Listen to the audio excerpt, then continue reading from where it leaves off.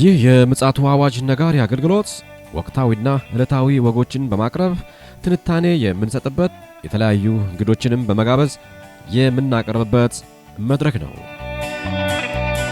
አዘጋጅ ይልቃል አስራት።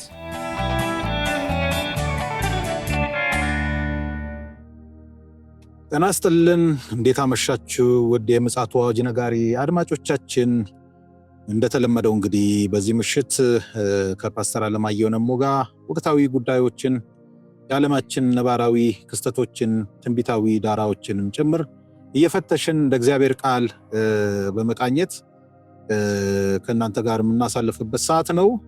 ቀደም ሲል ቀን ላይ መረጃዎችን ለእናንተ አቀብለን ነበረ። በዛው ጋፕ ውስጥ እንግዲህ ዓለማችን በጣም ተለዋዋጭ የሆነ መረጃዎች እየተላለፉ ይገኛሉ። እነዛ ምንድናቸው በማለት ከፓስተር አለማየሁ ጋር እንግዲህ እንወያያለን። መልካም ጊዜ እንዲሆንላችሁ እመኛለሁ። ይልቃል አስራት ነኝ ከዚህ ከምጽአቱ አዋጅ ነጋሪ አገልግሎት። እንዴት አመሸ ፓስተር? እንዴት ነባክዝ? ተመልሰን ተገናኘን። ወንድም ይልቃል ተመልሰን ተገናኘን። እግዚአብሔር ይመስገን። ምን አዲስ ነገር ተገኘ? እንግዲህ ዓለም ላይ ምን አዲስ ነገር ተገኘ ሳይሆን ምን እንደው የትኛውን ዘግበት ላይ ይቀለኛል አይደለ? ለምን መሰለህ በሰዓታት ልዩነት በቃ የታጨቀውን አቋምን የሀገሮች አቋም የመሪዎች አቋም ከንፋሱ ጋር ከሙቀትና ከቅዝቃዜው ጋር ተለዋዋጭ ሆኗል። ይሄ ያልተለመደ ነው። በተለይ በዚህ በአዲሱ 2025 በኋላ የሚታዩት ነገሮች ከዶናልድ ትራምፕ በዓለም የፖለቲካ እንትን ያልተለመዱ ነው። ቦራዎቹ ይታወቃሉ። የትኛው ሞኖፕሌት እንደሚያደርግ ይታወቃል። የትኛው ደግሞ ሰሚት እንደሚያደርግ ይታወቃል። አሁን ግን ሰሚት የሚያደርገው ሞኖፕሌት ምንም አይታወቅም። ማሩ ከባድ ነው። ለምሳሌ ዛሬ ከአንተ ጋር ሆኖ ጀስት ተስማምተናል ብሎ ድጋፍ ሲሰጥ የሆነ የነበረው ነገ በአንተ ላይ ሌላ መግለጫ ሲያወጣ ታያለ። ይህ በጣም የሚገርም ነው። እና ይህ እኮ የመጨረሻው ዘመን ምልክት ነው። ምክንያቱም ሰዎች በአቋማቸው አይጸኑም፣ ሰዎች ባሉበት አይገኙም። እና ይሄ እኮ መንፈሳዊ ዓለም ውስጥ ገብቷል። ታውቃለህ? አዎ፣ በጣም ቸርቾች ውስጥም ያለ ጉዳይ ነው። በባሰ ሁኔታ እየገባ ያለ ምንድን ነው መሰለህ? እኔ በጣም ትናንትና ትንሽ ጨረፍታ ተናግረን ነበረ። ቅዳሜ ሌሊት ዩክሬን አሳሯን ስታይ ነው አለች። ጦርነቱ ከተጀመረ በዚህ በ3 ዓመት ጊዜ ውስጥ እንደ ቅዳሜ ዕለት እስከ እሁድ ድረስ የዩክሬን ከተሞች እስከ ኬበን ጀምሮ አፈርድሜ ሲበሉ ነው ያን በድሮንና በሚሳኤል።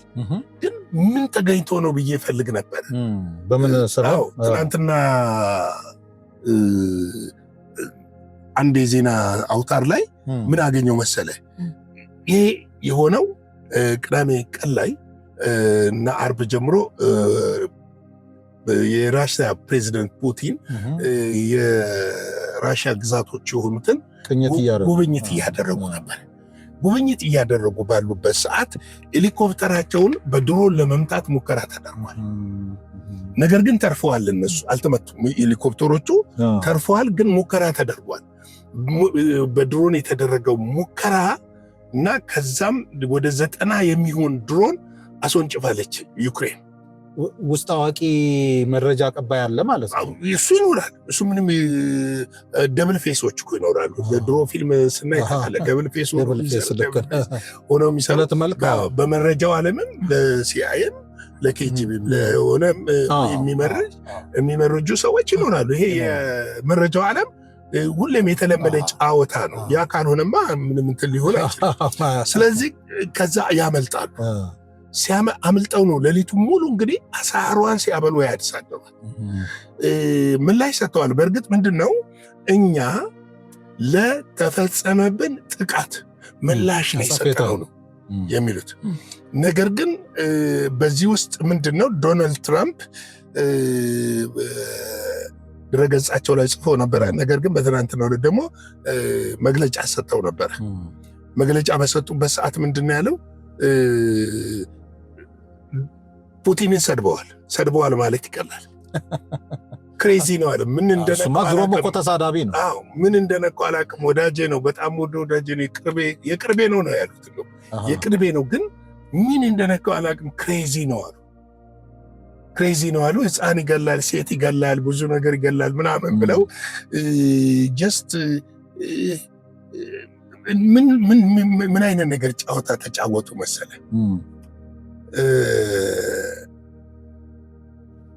ባይበሉባና ቢበሉባ እስኪ ያብራራልን እስኪ አድማጮቻችን ልሳን እንዳይመስላቸው። ባይበሉባና ቢበሉባ ምን ማለት መሰለ? ይሄ አንድ እጅ ነው። በዚህ ትበላበታለህ፣ በዚህኛው ግን አትበላበትም። ገብቶሃል?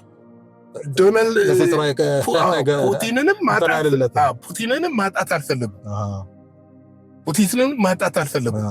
ነገር ግን ደግሞ ለተፈጠረው ነገር ዝም ማለትም አልፈለጉም እና ያስተቻቸው። አዎ ይሄ ምንድን ነው በፖለቲካል ለዘብተኛ ወይም ደግሞ ምንድን ነው የሚባለው መሀል ሰፋሪ አይነት ንግግር ይመስላል የፕሬዚደንቱ ንግግር። እና እኔ የገረመኝ ይሄ አይደለም። የኬብና የሩሲያ ነገር የተለመዱ ነገሮች ናቸው። 3 ዓመት ሙሉ የለመናቸው ዜናዎች ናቸው፣ የለመናቸው ነገሮች ናቸው። ነገር ግን ወዲያው የእንግሊዙ ጠቅላይ ሚኒስትር ስታርመር አስቸኳይ ውሳኔ ወስነዋል። ምንድነው የወሰኑት? የእንግሊዝ አፓቼ ሄሊኮፕተሮችና ወታደሮች በኢስቶኒያ በኔቶና በራሽያ ድንበር አካባቢ በአስቸኳይ እንዲሰፍሩ ትዕዛዝ ሰጥተዋል። ከዚህ በፊት ጀርመን ሰጥታለች ይህን ጉዳይ። ገብቶሃል? ጀርመን ሰጥታለች ይህንን ጉዳይ፣ አድርጋለች ይህን ጉዳይ፣ ወታደር አስፍራለች። እሳቸውም እነዚህ ዘመናዊ እጅግ ዘመናዊ የተባሉ አፓቼ የተባሉ ሄሊኮፕተሮችና ወታደሮቻቸው በዛ እንዲሰፍሩ ትዕዛዝ ሰጥተዋል። እንግዲህ ወታደሮቹ በስቶኒያ በኩል ነው የተላኩት። የሩሲያ ወታደሮች ደግሞ እጅግ ዘመናዊ ታንክና ሚሳኤል የጦር ጀቶች የታጠቁ በፊንላንድ 1000 ኪሎ ሜትር በሚረዝመው የፊንላንድ ወሰን ላይ ተጠግተዋል። የሚገርም ነው። እና ለአውሮፕላኖቹ እንትን ምሽግ ተሰርቶላቸው የበረራ ቦታ አላቸው፣ የአየር ማረፊያ በረራ ቦታ አላቸው። ምሽግ ውስጥ ተደብቀው አሉ። እና ይሄ መፋጠጥ እጅግ እየጨመረ እንደሆነ ተመልክተናል። እንግዲህ ከዚህ ባሻገር ደግሞ አውሮፓና አሜሪካ በዚህ ውስጥ የሚጫወቱት ሚና በጣም ቀላል አይደለም። ገብቷል? የአሜሪካ ለዘብተኝነት ትናንትናም አንስተነዋል። አሜሪካ ከኔቶ ለመውጣት ያላት እንድምታ አውሮፓዎችን እጅግ ስላያስፈራቸው አውሮፓዎች በዚህ ጉዳይ ላይ ከፍተኛ ዝግጅት እያደረጉ ለጦርነት እየተነሳሱ እንደሆነ አመልክቷል። ሌላው በጣም የገረመኝ የጀርመኑ ቻንስለር ሜርስ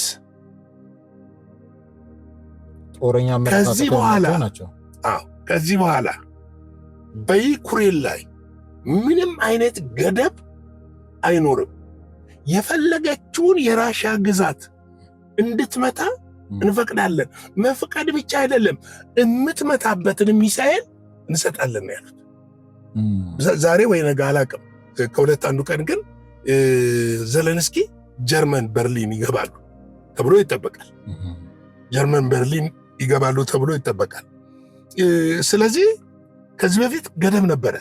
ለምሳሌ አታካም ነው የሚባለው እና አታካም ሚሳኤልን ሰጥተዋት ከዚህ ኪሎ ሜትር ውጪ መምታት እንደማትችል ከራሷ ግዛት ወይም በራሻ የተያዘውን ግዛት ድረስ ያኛውንም ታንክ እኮ ሁሉ እና ብዙ ታንኮችስ ሃይማርስን እዚህ ጋር እንደው ማንሳት ስላለብን ነው እንደው ባጭሩ ለመናገር የፈለኩት ምንድነው፣ ቅድም ያው ተናግረናል የዓለም ፖለቲካ ተለዋዋጭ እንደሆነ። አሁን እኮ የተገላቢጦች ነገር ነው እኮ እያየን ያለነው። አሁን ይኸውልህ በሁለተኛው ዓለም ጦርነት ሩሲያና እንግሊዝ በተለያየ አቅጣጫ ናዚ ጀርመንን እንዳዳከሙና እንዳሸነፉ ይታወቃል እንደመጡ። ሁለተኛ ደግሞ ዘለንስኪ ቤተሰቦቻቸው በሆሎኮስት ያለቁ እንደሆነ ይታወቃል። ታሪኩም ስለሚናገር እና ይሄንን እንደማያደረገችው ናዚ ጀርመን ናት።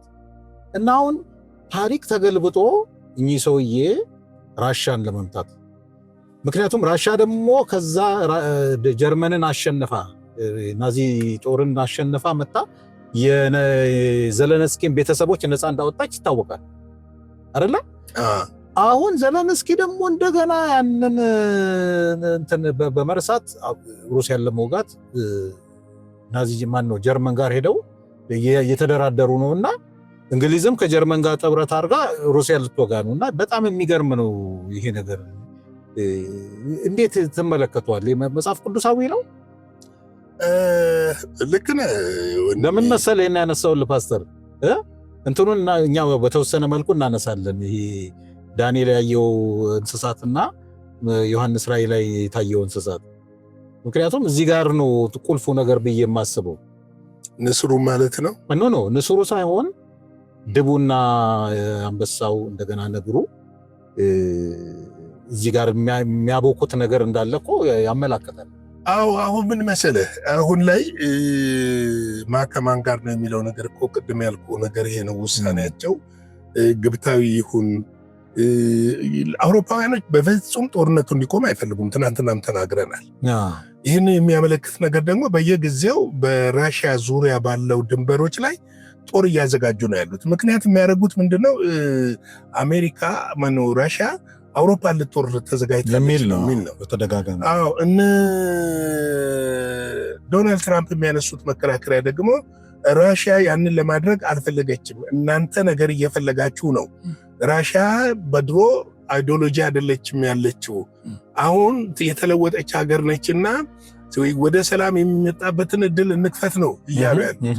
እነዚህኞቹ ደግሞ ያንን አልፈለጉትም። የራሽያን የበላይነት አሁን ባለው ሁኔታ ላይ መቀበል አልፈለጉም። እነሱ የሚሉት ምንድነው? የድሮን ሶቪየት ህብረት መመለስ ትፈልጋለች፣ ከዛ በኋላ አውሮፓ ማዳከምና መውረር ትፈልጋለች የሚሉት። እነሱ የሚፈልጉት ቦሪስ ኤልሲኗ ሩሲያን ማየት ነው የሚፈልጉት፣ የተዳከመች ሩሲያን ደግሞ አሁን ማዳከምን የማይቻልበት ደረጃ ላይ ደርሷል። ትናንትና ዘርዝሬዋለሁ። ከጀርባዋ ብዙ ሀገሮች አሉ። ጦርነቱ ብትገባበትም ታሸንፋለች፣ ግን አጥፊውም ጠፊውም አይኖሩም፣ ሁለቱም አይኖሩም ነው አሁን ያለው። ምክንያቱም የኒኩለር ጦርነት ነው። የኒኩለር ጦርነት ደግሞ የዓለምን ሲሶውን ይዞት ሊሄድ ይችላል። የሚተርፈውም በጤና የመኖር እድሉ የመነመነ ነው። ምክንያቱም ጨረሩ በዓለም ላይ ስለሚበተንና በነፋስ እየተገፋ መርዛማ ስለሆነ ለካንሰር ለተለያየ በሽታ አጋልጦ ዓለምን ሊፈጅ ይችላል ነው። ስለዚህ ከዚህ መገደብ አለብን ነው። ሌላው በጣም ዶናልድ ትራምፕ ያነሱት ምን ነካው ያሉበት ምክንያት ሲናገሩ ከ2-3 ቀን በስልክ አውርተናል፣ ተነጋግረናል፣ ወንበር ስበው ሊቀመጡ ተስማምተዋል። ምን እንደነካው ግን አላውቅም ነው ያሉት። እና አውሮፓውያኖች ደግሞ ምንድነው ያው ሁሌም ፑቲንን ማሳጣት ስለሚፈልጉ እሳቸው እንደዚህ ናቸው። ፑቲን በቃሉ አይጸናም፣ ለሰላም ዝግጁ አይደለም የሚሉ ነገሮችን እያነሱ ጦርነቱ ወዳልተፈለገበት መንገድ እየወሰዱት ነው ያሉት የሚለውን ነው። እንግዲህ ይህንን ካልን አንድ ቃል እንካፈልና አንደኛ ተሰሎንቄ ምዕራፍ 4 ቁጥር 13 ላይ ነገር ግን ወንድሞች ሆይ ተስፋ እንደሌላቸው እንደሌሎች ደግሞ እንዳታዝኑ አንቀላፍተው ስላሉት ታውቁ ዘንድ እንወዳለን። ኢየሱስ እንደሞተ እንደተነሳ ካመንን እንዲሁም በኢየሱስ ያንቀላፉ እግዚአብሔር ከእርሱ ጋር ያመጣቸዋል። በጌታ ቃል የምንላችሁ ይህ ነው፣ እኛ ሕያዋን ሆነን ጌታ እስኪመጣ ድረስ የምንቀር ያንቀላፉትን አንቀድምም ይላል። የፈለኩት ተስፋ እንደሌላቸው አትሆኑ። አሜን፣ ሃሌሉያ፣ አሜን። ተስፋ እንደሌላቸው አትሆኑ። የጊዜው ዓለም ላይ የምናየው ትርምስ ለኛ የምስራቹ እንደቀረበ የሚያረጋግጥ እንጂ ይዞን ወደ ገደል የሚገባ የሚጠፋ ነገር አይደለም። የጌታን ምጽአት አመላካችና ስንናፍቀው የነበረው ያመንበት በምድር የተቀበልነው ከሱ ጋር እንድንኖር ተስፋ ያደረግንበት ያንን የሚመጣውን ልንቀበለው የተዘጋጀነውን ሙሽራችንን ለመቀበል ሰዓቱ የደረሰበት ጊዜ እንጂ ተስፋ ቆርጠን ከእንግዲህ በኋላ እንዴት እኖራለሁ የምንልበት ጊዜ አይደለም። ይልቅስ ሰዓቱ እንደደረሰ አውቀን ሰዓቱ እንደቀረበ አውቀን ሰዓቱ እንደቀረበ ተረተንና ተገንዝበን ልንዘጋጅ ያስፈልጋል። ልንዘጋጅ ቤተክርስቲያን ሕዝቧን ልታዘጋጅ ያስፈልጋል። ከምድራዊ ፍትጊያ፣ ከምድራዊ ሽኩቻ፣ ከምድራዊ ጥላቻ ውስጥ ወጥተን ሰውን ሁሉ ወደ መናጠቅ ወደ ወንጌል ተልኳችን ተመልሰን ሰዎችን ደቀ መዝሙር በማድረግ በክርስቶስ ኢየሱስ ማዘጋጀት አለብን ብዬ አምናለሁ። ለዚህ እንድንዘጋጅ ያስፈልጋል። እንግዲህ ጌታ ኢየሱስ አብዝቶ ይባርካችሁ። ላይክ፣ ሼር፣ ሰብስክራይብ አድርጎ እንደተለመደው አብረን እናገልግል። ይህ መልእክት ለሁሉ ሰው ቢደርስልን ደስታውን አንችልም። ከምንም ከገንዘብም ከምንም በላይ ትልቅ ክፍያ ነው ይሄ ብለን እናምናለን። ሼር፣ ሰብስክራይብ ማድረጋችሁ እንዲሁም ደግሞ በልባችሁ እግዚአብሔር እንዳሳሰባችሁ አገልግሎታችንን በገንዘቦቻችሁ እንድትደግፉ በጌታ ፍቅር እንጠይቃችኋለን። ተባረኩልን። መልካም ሌሊት። በአገር ውስጥ ላላችሁ በውጭ ላላችሁት መልካም ቀን። ሻሎም። እግዚአብሔር የተባረከ ይሁን። በጣም በጣም ግሩም የሆነ መልእክትን ያስተላለፍክልን የሚያነቃን የማንቂያ ደወልም ነው ብዬ ነው የምወስደው። እውነት ነው። እንግዲህ ዓለማችን እንግዲህ ይህን አይነት መልክ ነው በአሁኑ ሰዓት ይዛ ያለችው። አንዳንድ ሰዎች ትንሽ ብዥታ ነገሮች እየታያቸው ይመስለኛል። በተለይም ደግሞ የቤተክርስቲያን መሪዎች ምዕመኖቻቸው የሚደነብሩ ይመስለኛል። በእነሱ እሳቤ ምዕመኖቻችንን አታስደንብሩ የሚል ነገር ሲያንጸባርቁ ይሰማልና እንዲሁም የበለጠ እኮ ጌታ ኢየሱስ ሊመጣ ነው ብለን የምንደሰትበት ክዋኔ ስለሆነ በጣም አበክረን በዚህ ጉዳይ ላይ ልናስብበት ይገባል የሚል ጥልቅ የሆነ መልእክት ለአብያተ ክርስቲያናት መሪዎች ማሳሰብ እንፈልጋለን። እንግዲህ ፓስተር እንደነዚህ አይነት መልእክቶችን ይዞልን እየመጣን ያለው እግዚአብሔር አብዝቶ ይባርከው። እንግዲህ ውድ አድማጮቻችን ለዛሬ ምሽት እንግዲህ ይዘን የመጣነው መረጃ ይህንን ይመስላል። እግዚአብሔር ፈቃድ ከሆነ ደግሞ በነገው ዕለት ደግሞ ተመልሰን የምንመጣ ይሆናል። ካልሆነም ደግሞ ሐሙስ ዕለት ተመልሰን እንመጣለን። ነገ ምናልባት መደበኛ የዜና አገልግሎት ሊኖር ይችላል።